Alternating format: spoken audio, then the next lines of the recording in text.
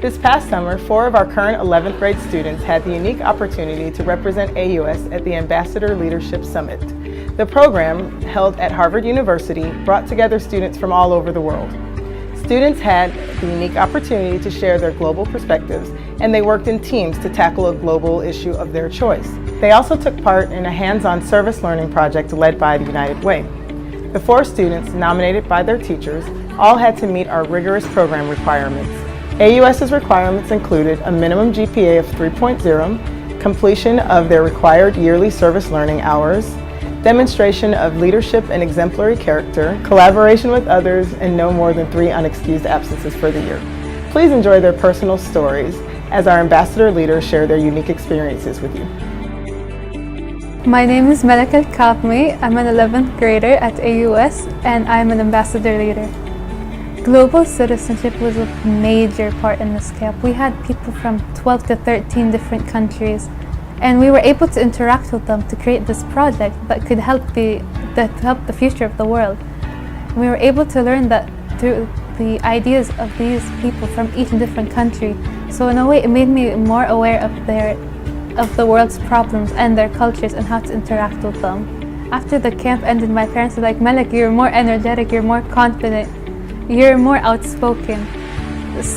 And it was the people around me. Like, I had to speak with people from different cultures, different language barriers, and in a way they helped me become the person I am today.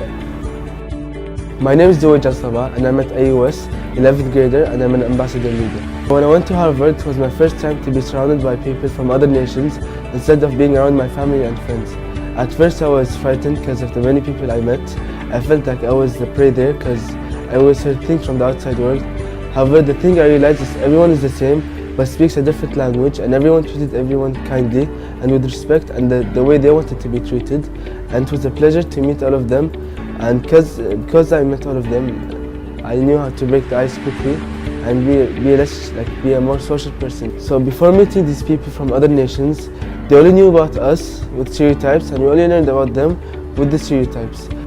So at first, the American people there and the people from the other sides of the world, they asked me if there is McDonald's at my country because they thought I would like live in tents and use camels to go everywhere.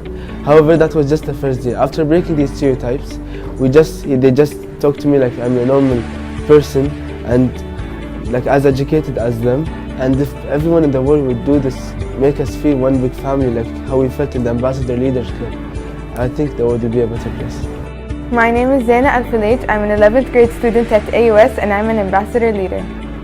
AUS prepared me for my experience by introducing me to people of different cultures, so I was already expecting to see people from different parts of the world. When I think about global citizenship, one thing I learned at the camp was that Kuwait isn't the center of the universe, and not every country has people living in it the way we live in Kuwait. In Kuwait, we're blessed to have free healthcare, free education.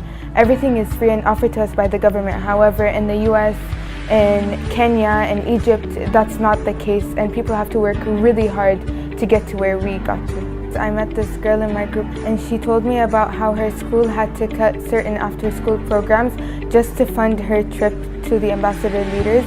She told me about how tough her life was, and she had to watch over her cousins while her grandma went to work. And so it's just like small things, small struggles that we don't have to deal with that other people do.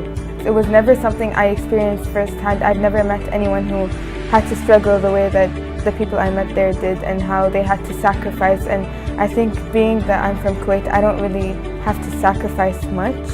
And I think it's important to learn that that's just part of life. I'm Abdul Mahsen Mishari. I'm from 11th grade and I'm an ambassador leader.